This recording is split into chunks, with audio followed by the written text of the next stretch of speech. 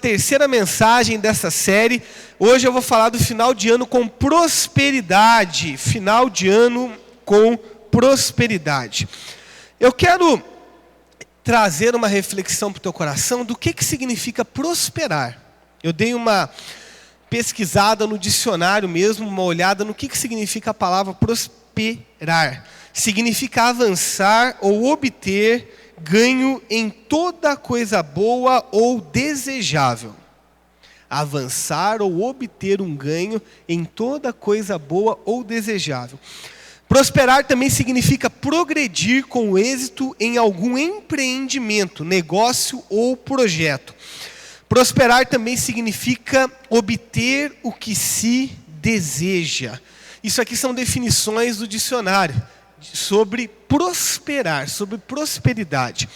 E eu queria que hoje você entendesse uma nova dimensão de prosperidade. E não só essa prosperidade que nós vemos dentro do dicionário ou que nós vemos na terra em si, mas a dimensão que vem do reino de Deus para o seu coração.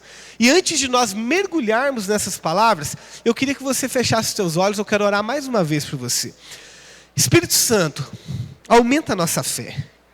Que a nossa fé possa ser expandida, para que a gente viva um fim de ano, porque o ano não acabou, o ano de 2016 não se encerrou. E é o ano do crescimento, e nós queremos ainda crescer em todas as áreas da nossa vida. Algumas coisas, Senhor Jesus, estão decantando para que a gente possa enxergar mais claramente e assim, Pai querido, poder colher os frutos ainda neste ano de 2016, ano do crescimento. Deus, eu te peço que qualquer ingerência maligna neste ambiente caia por terra em nome de Jesus. Que a nossa mente agora possa estar conectada em Ti, Senhor Jesus, totalmente. Que nenhuma distração, nenhum pensamento que não vem de Ti, nenhum tipo de preocupação, ansiedade, possa tirar neste momento a nossa atenção de Ti. E que o Teu Espírito, Ele se manifeste em nosso coração de uma forma profunda. Assim eu te agradeço, assim eu creio e aplico fé em nome de Jesus. E os que creem, digam amém também, em nome de Jesus, amém. Sempre foi o plano de Deus que o homem prosperasse. Vimos aí na definição humana que é obter o que se deseja. Mas na verdade não está de todo errado, e na verdade nem está errada essa definição. O que acontece quando nós pensamos em reino de Deus, como nós pensamos em cidadão do reino que somos, prosperar é algo mais expansivo, é algo maior.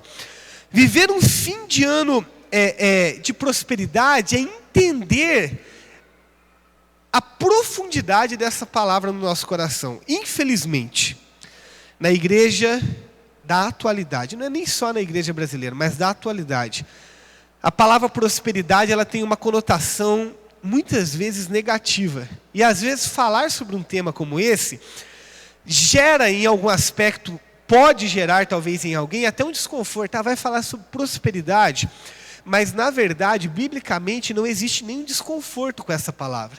E biblicamente é uma palavra muito abençoadora. Mas, infelizmente, no nosso continente, ou melhor, no nosso mundo ocidental, parece que falar de prosperidade tem a ver com dinheiro. Mas eu já queria, através das palavras, quebrar esse mito no teu coração. Prosperidade não é sinônimo de dinheiro. Prosperidade não é sinônimo de dinheiro. Prosperidade é algo que vem além, é uma ideia que nasceu não na minha cabeça. Prosperidade não é uma ideia que nasceu na igreja. Prosperidade não é uma ideia que nasceu na religião. Não é uma pessoa rica que teve a ideia, isso aqui ser rico é próximo. Não, prosperidade é uma ideia que nasceu no coração de Deus. Veio do coração de Deus.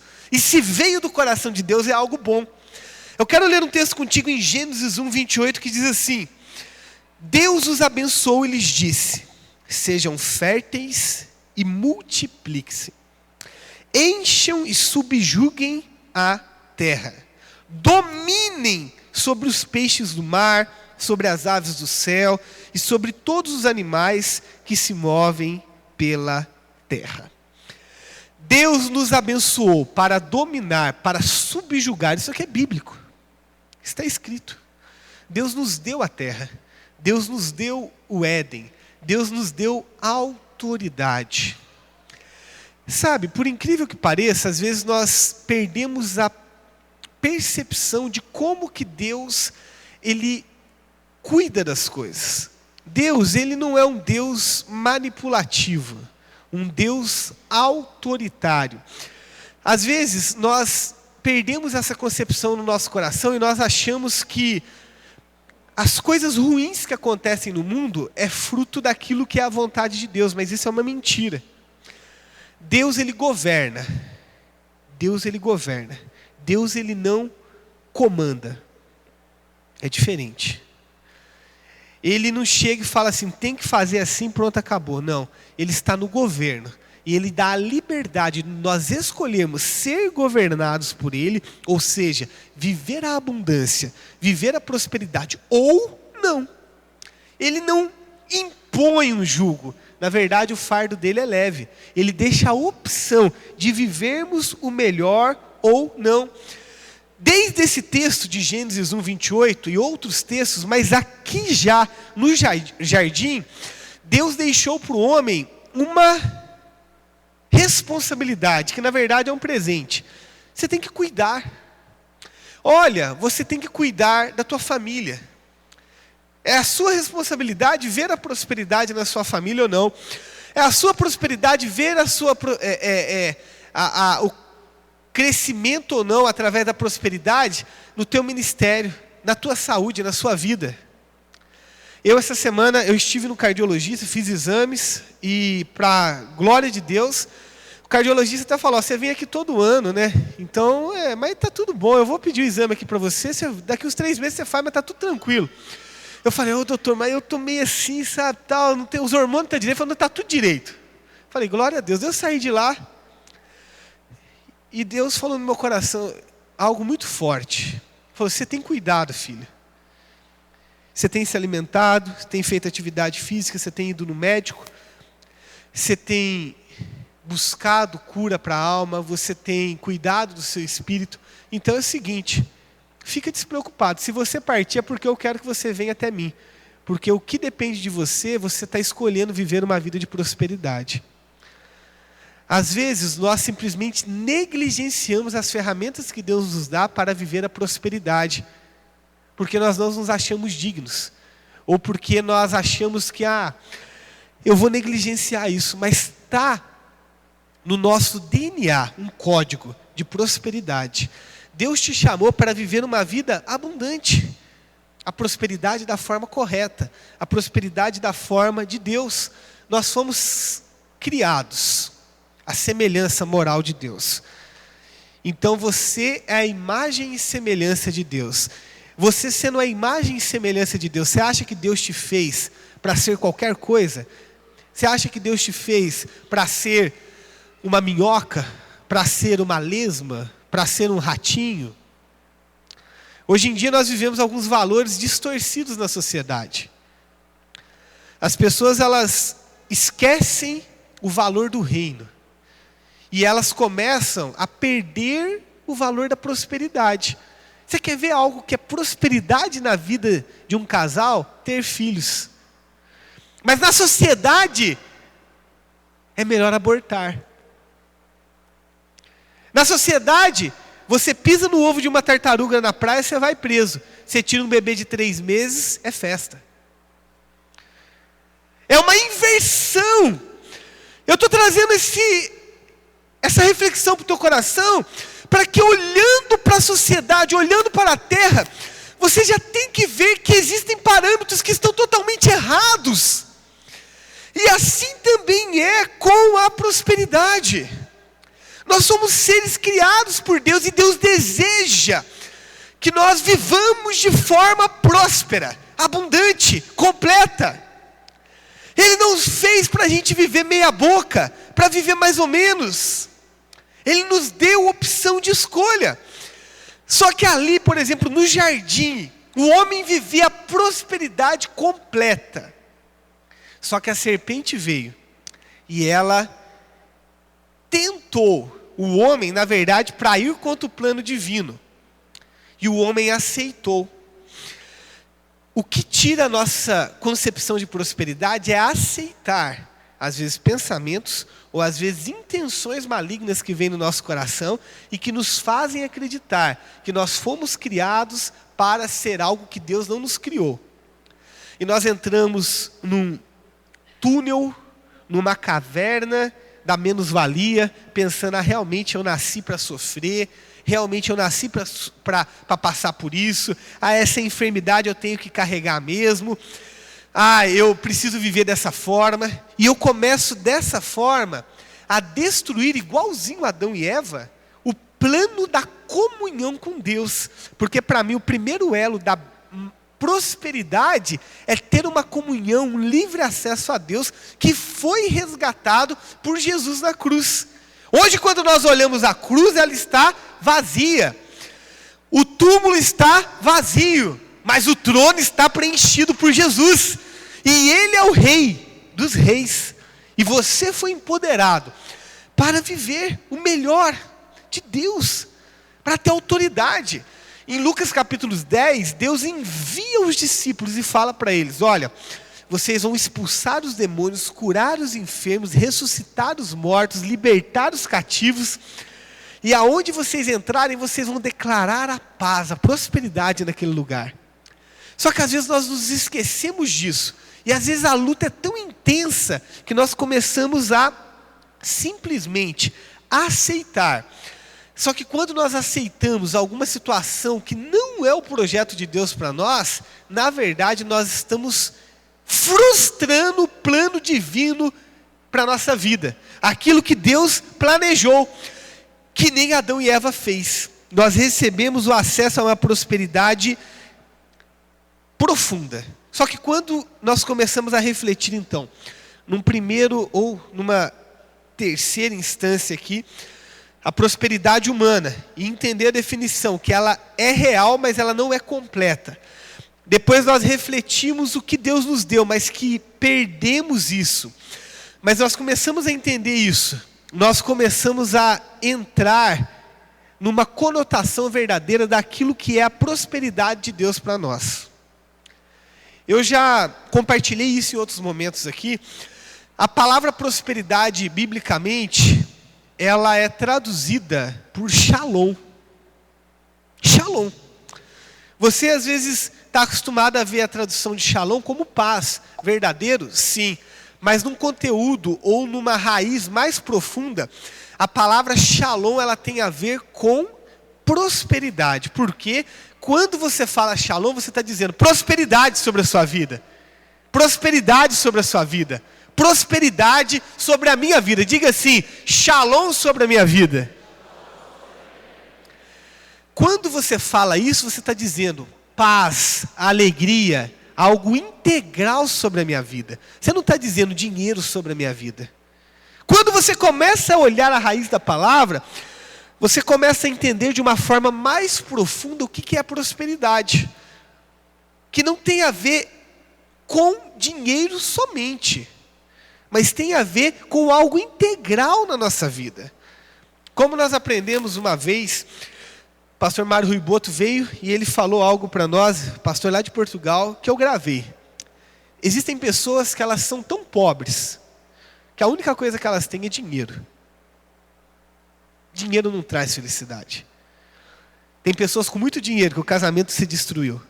Pessoas com muito dinheiro que morreram por causa de uma enfermidade, porque ela não conseguiu trazer a cura. Pessoas com muito dinheiro que não conseguem dormir uma noite de sono em paz. Pessoas com muito dinheiro que sofrem as maiores mazelas. E a única coisa que ela tem é dinheiro. Se dinheiro fosse sinônimo de prosperidade, estaria resolvido para muitas pessoas, mas não. Na verdade, o dinheiro, quando ele não é usado dentro do ambiente de prosperidade, de shalom, do reino de Deus, ele é usado no ambiente da terra. E ali, quem reina não é Deus, mas é Mamon. E esse amor a Mamon é a raiz de muitas enfermidades. Na verdade, a Bíblia fala de todos os males. E isso também é uma concepção que nós precisamos construir o que é verdadeiro e desconstruir as mentiras que são colocadas na nossa vida. Porque senão, nós não conseguimos receber o novo do Senhor. Você não consegue levantar um prédio maior aqui, se você não derrubar esse prédio. Então algumas coisas precisam ser desfeitas no seu coração, nessa noite, para que você entre num nível maior de entendimento, para que se cumpra o tema dessa mensagem de hoje na sua vida. Ainda esse ano, eu vou viver a minha prosperidade. Eu vou viver um outro nível de prosperidade. Quantos estão entendendo até aqui? Amém? Faz sentido para você? Isso é bom demais, porque o Espírito Santo está aqui e está trazendo a reflexão para o teu coração. E como que a prosperidade ela funciona? Basicamente, quando nós nos submetemos a Deus.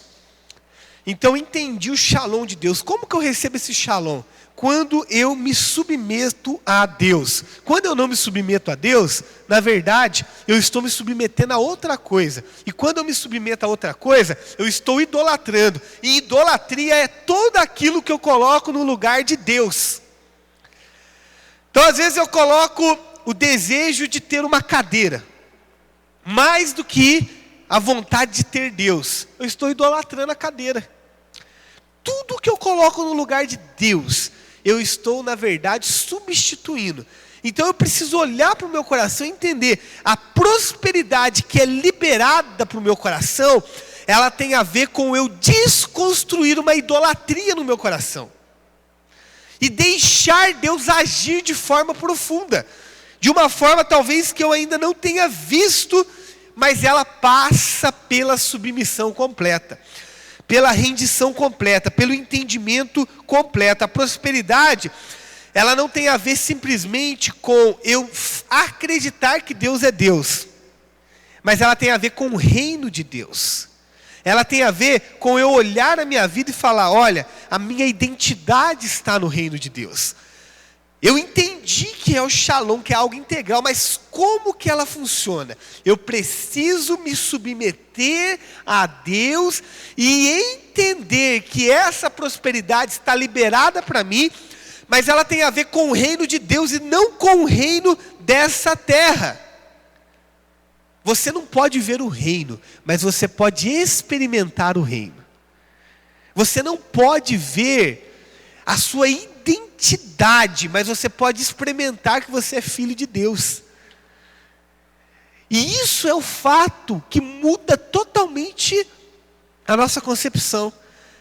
Às vezes algumas pessoas têm dificuldade de entender prosperidade, porque na verdade elas precisam ver.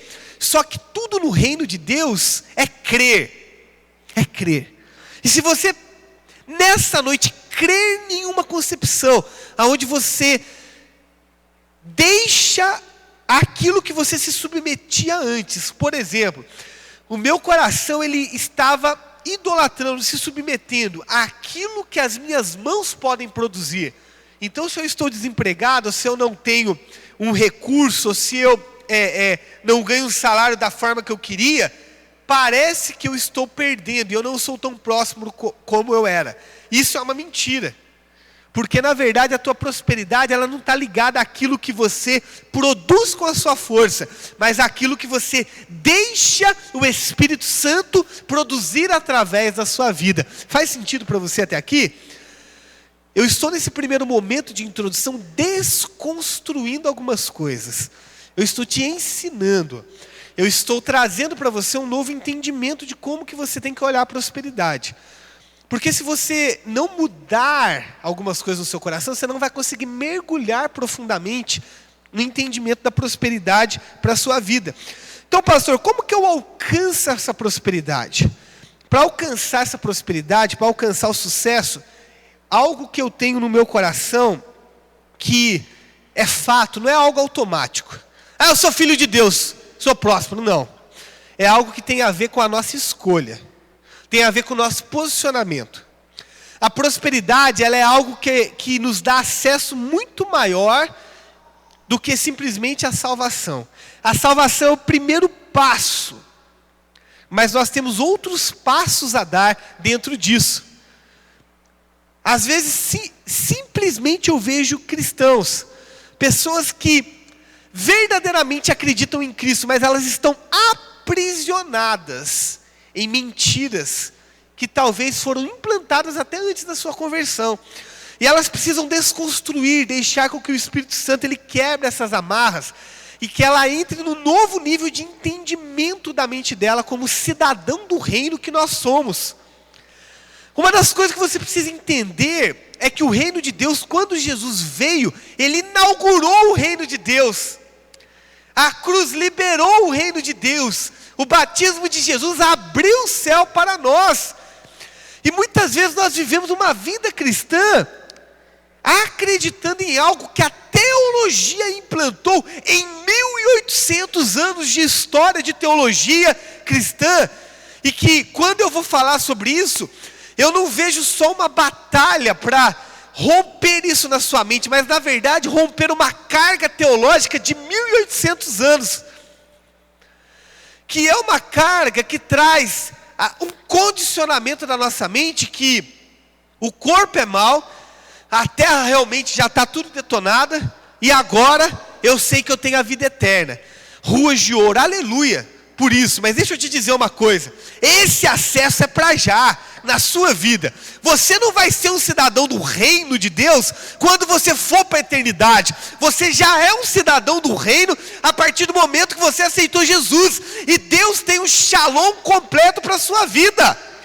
Só que isso passa pela mudança da nossa mentalidade. Somos cidadãos do reino, não quando nós morrermos, mas nós somos cidadãos do reino quando nós morremos para as nossas vontades, aceitamos a Jesus, nos batizamos. A partir daí sim, eu vivo uma vida de glória em glória, eu vivo uma vida abrindo mão dos meus desejos, eu vivo uma vida de prosperidade, de shalom do verdadeiro. Ah, pastor, mas tem tantas coisas difíceis. É lógico que tem coisas difíceis, porque nós vivemos em um mundo caído. Mas o mundo que nós vivemos não é o mundo que nós somos embaixadores. Eu posso te dizer algo que talvez vai dar até um tilt na sua mente, mas você não é dessa terra. Pastor, eu sou lá de Vênus, eu sou de Marte. Também não. Você é do céu. Você, quando morrer, você não vai para o céu, porque é o lugar que você almeja iniciar a sua vida. Lá é o lugar aonde é a sua origem. E você foi gerado no céu. Você já é um cidadão do céu.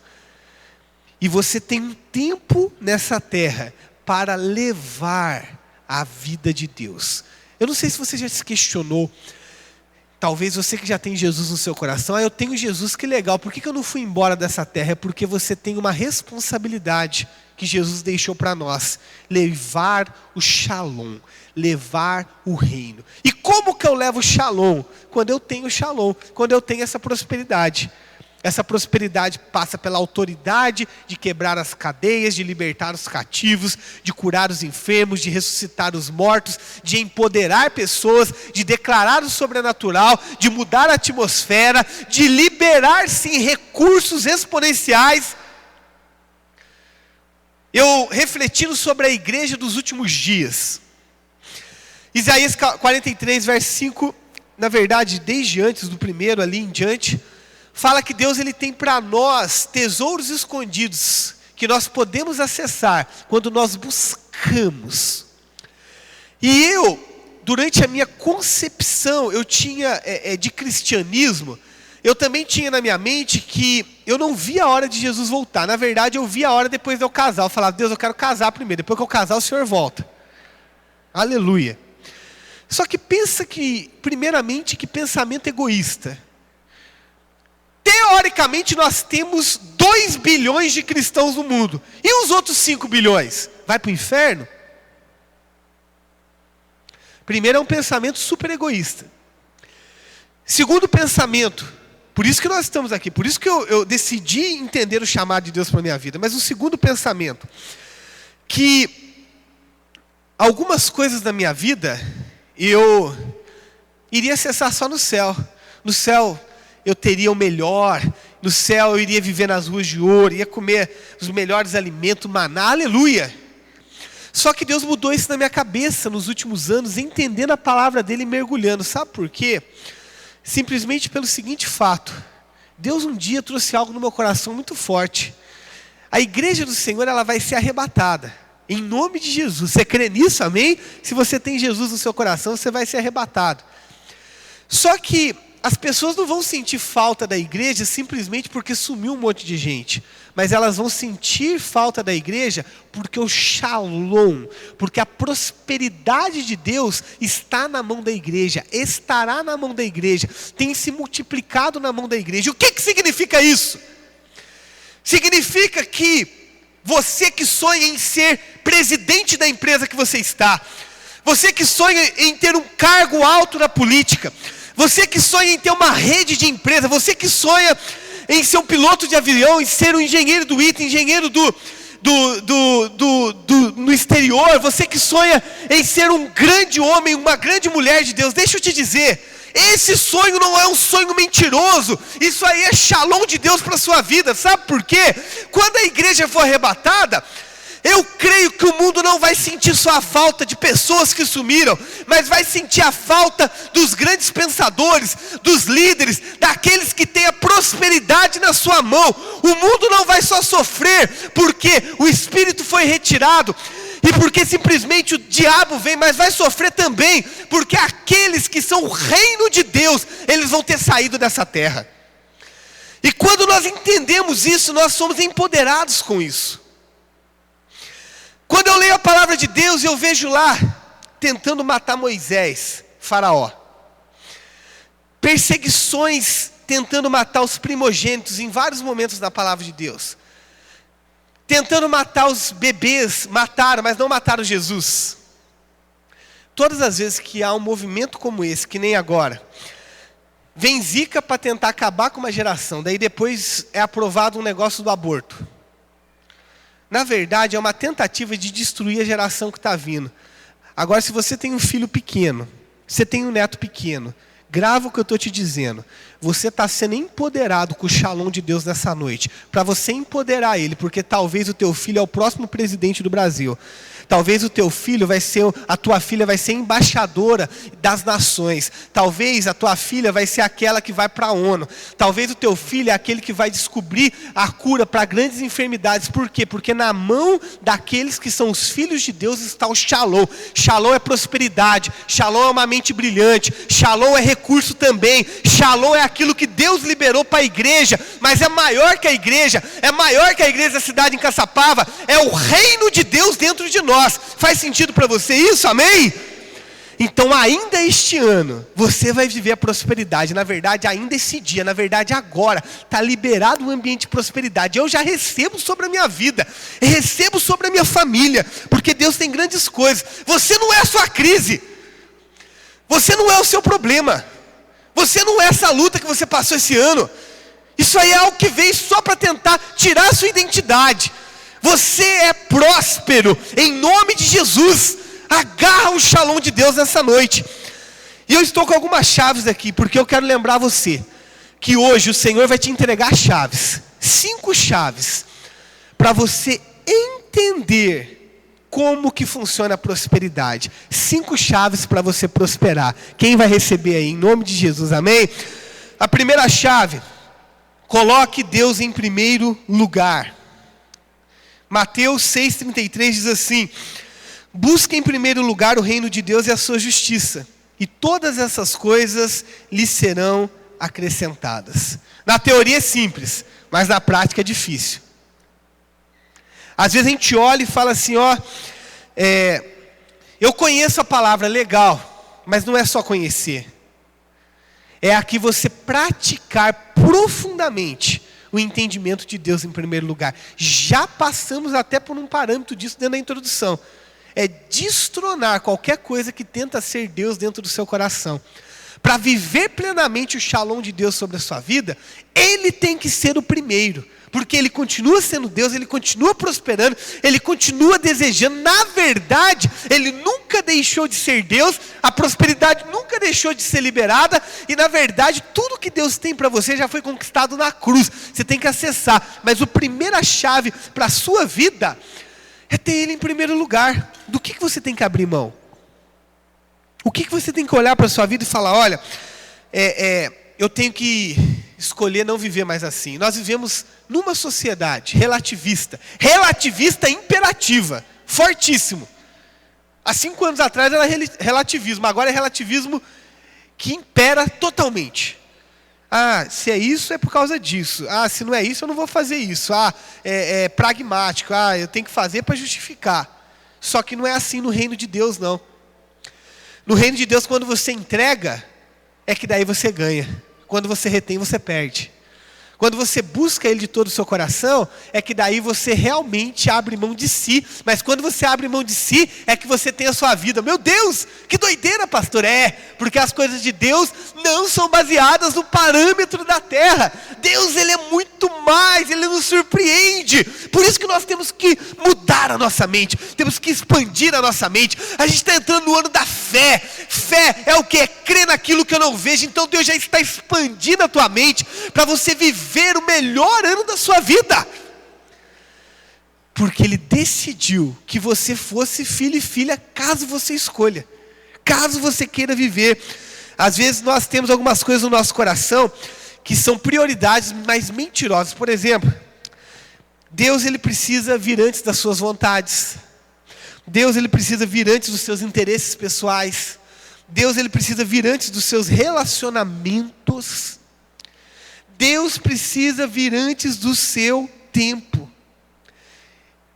Apóstolo Paulo, ele diz assim que eu sei passar a necessidade e sei ter fartura. Eu aprendi o segredo de viver contente com toda e qualquer situação, seja bem alimentado, seja com fome, tendo muito ou passando necessidade. Daí ele dá aquela palavra clássica: tudo posso naquele que me fortalece. Esse texto para você tem um outro sentido hoje. Que às vezes a gente fala, tudo posso naquele que me fortalece. As minhas vontades são essas. Eu quebro a cara. Deus não me ama. Eu agarrei o versículo e saí. Não é isso que ele está falando, não. Seja no pouco, materialmente, ou seja no muito, seja na dor ou não, não importa. Eu tenho o shalom de Deus, e eu posso todas as coisas naquele que me fortalece. Foi difícil? Foi. Vamos ter lutas? Vamos, mas não tem problema. Por quê? Até agora eu usava um estilingue, um alforge aqui, para matar, mas eu acabei de derrubar o meu Golias. Agora eu vou arrancar a cabeça dele, e Deus está me dando uma espada, porque as minhas batalhas agora são em outro nível. Você está mudando, você cresceu. Sua batalha não é mais contra leão, não é mais contra urso, não é mais contra Golias. Eu estou matando um gigante. Não, agora você vai lutar contra o exército inteiro. A espada vai grudar na tua mão. Você está indo para cima. Por quê? Porque são novos níveis de batalha. E para isso também, você tem que entender o nível de prosperidade que Deus te deu. Porque Deus não patrocina medíocre, não patrocina derrotado. Você tem que ter a convicção de quem Deus é na sua mente. Alguns aqui estão entendendo isso e vão voltar a estudar, vão voltar a fazer faculdade, vão voltar a correr atrás, vão voltar a sonhar com a profissão, vão voltar a sonhar com a empresa, vão olhar além da circunstância, vão voltar a sonhar com o casamento, vão voltar a sonhar com ter filhos. Por quê? Porque Deus está trazendo uma nova dimensão e você está entendendo que você busca Ele primeiro. Martin Luther King, ele diz assim: eu tive muitas coisas que guardei em minhas mãos e as perdi. Mas tudo que eu guardei nas mãos de Deus, eu ainda possuo. Guarde na mão de Deus, busque Ele em primeiro lugar. Segunda chave para a sua vida: honre a aliança feita na cruz. Efésios 1, 4, 6 diz assim: porque Deus nos escolheu nele antes da criação do mundo. Olha que coisa linda. Antes de criar o mundo, Ele já havia te escolhido. Você é projeto de Deus no céu. Você é projeto de Deus no céu, você não é acidente, não é por acaso que você veio. E ele continua: para sermos santos e irrepreensíveis em toda a sua presença. Em amor nos predestinou para sermos adotados como filhos por meio de Jesus Cristo, conforme o bom propósito da sua vontade, para o louvor da sua gloriosa graça, a qual nos deu gratuitamente no amado. Vou resumir isso aqui para você. Deus te escolheu para a prosperidade antes da criação, porque você é filho, você é filha.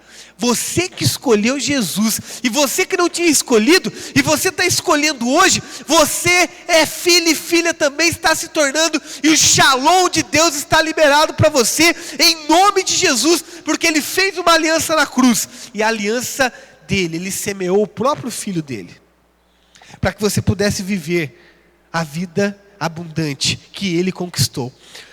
A Bíblia diz que as suas dores, o castigo que você merecia, a cruz era para você, para mim, todos sermos pregados na cruz, pelos nossos erros, mas Ele tomou a cruz no nosso lugar. Ele tomou.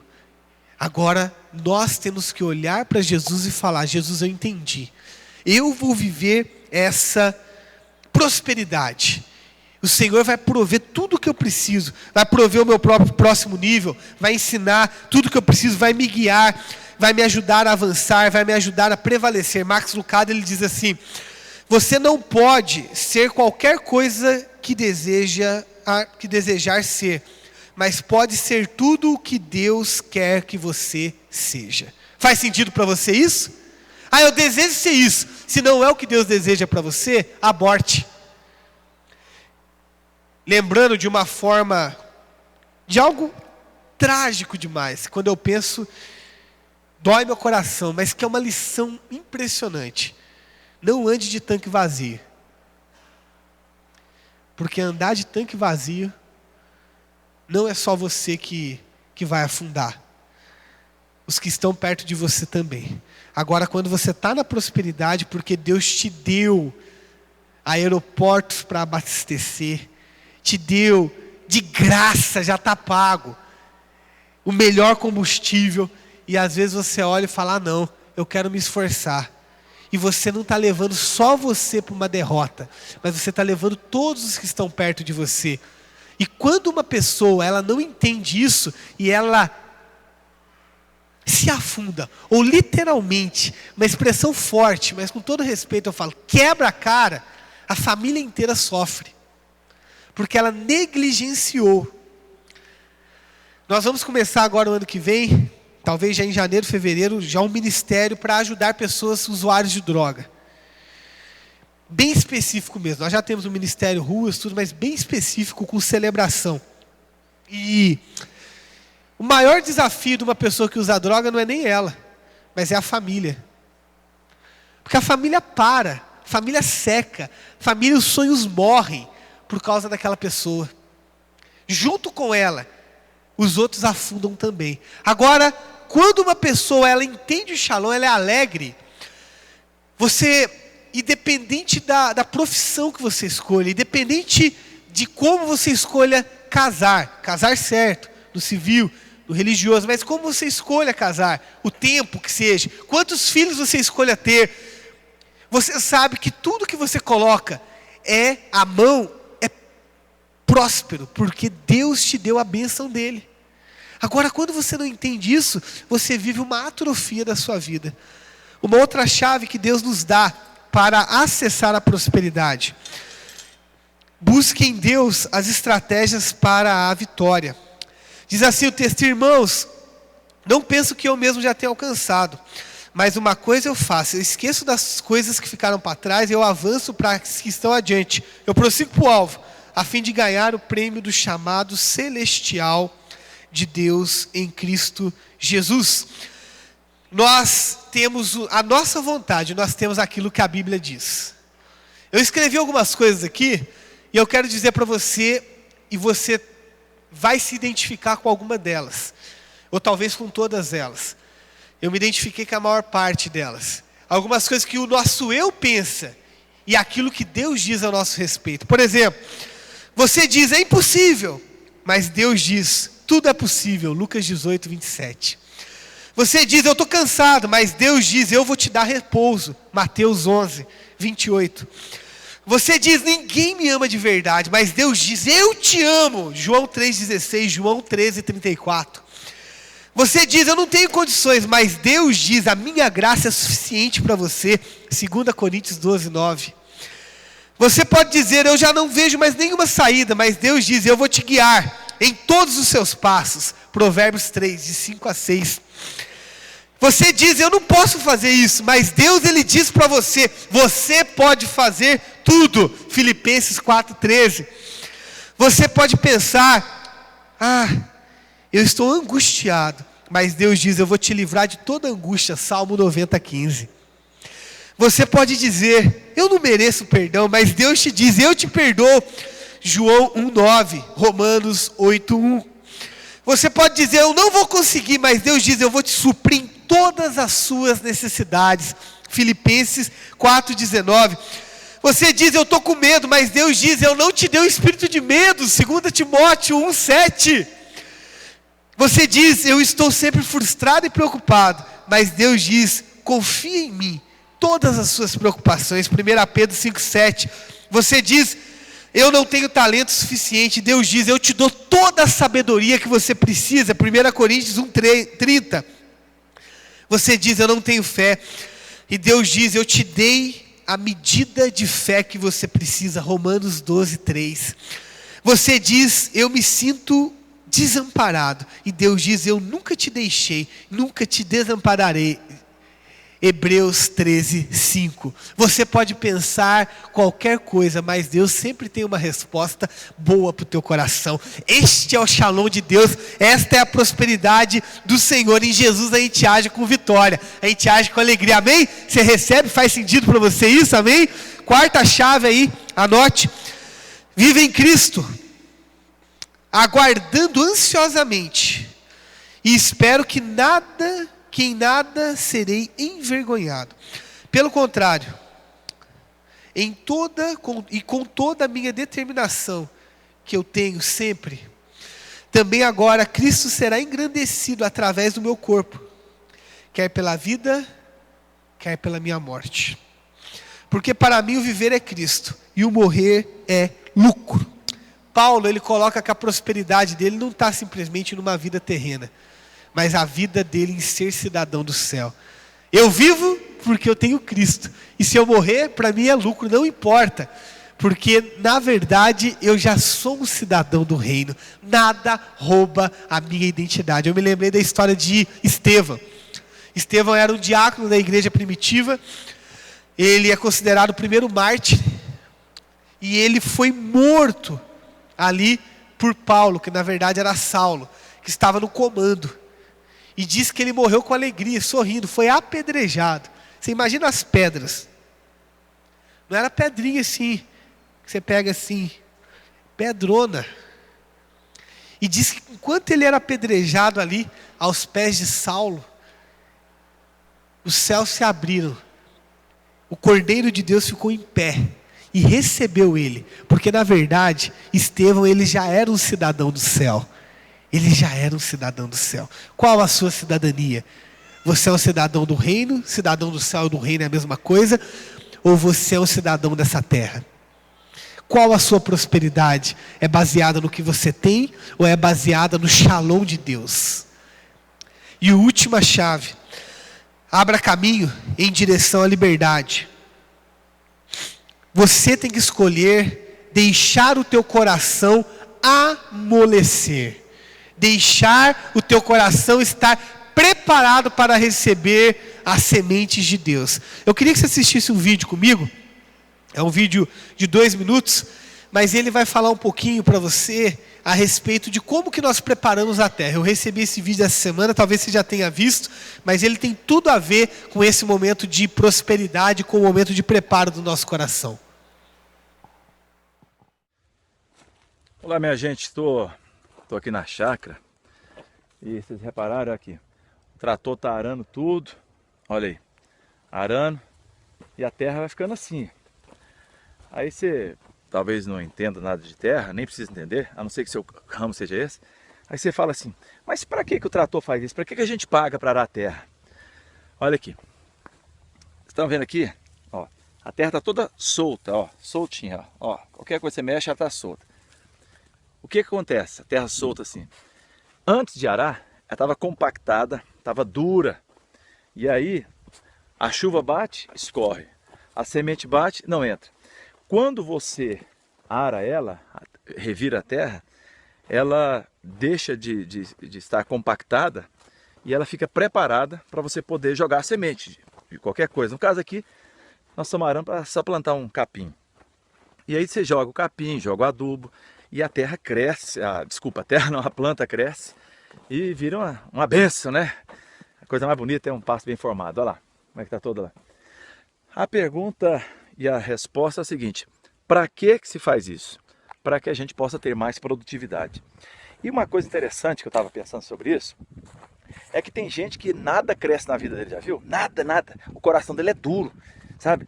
E aí, Deus precisa passar o arado. E o arado, uma das coisas que você entende do arado, é que o arado ele corta a terra. Ele sai rasgando a terra, né? Corta, vamos dizer assim, fere a terra para produzir mais.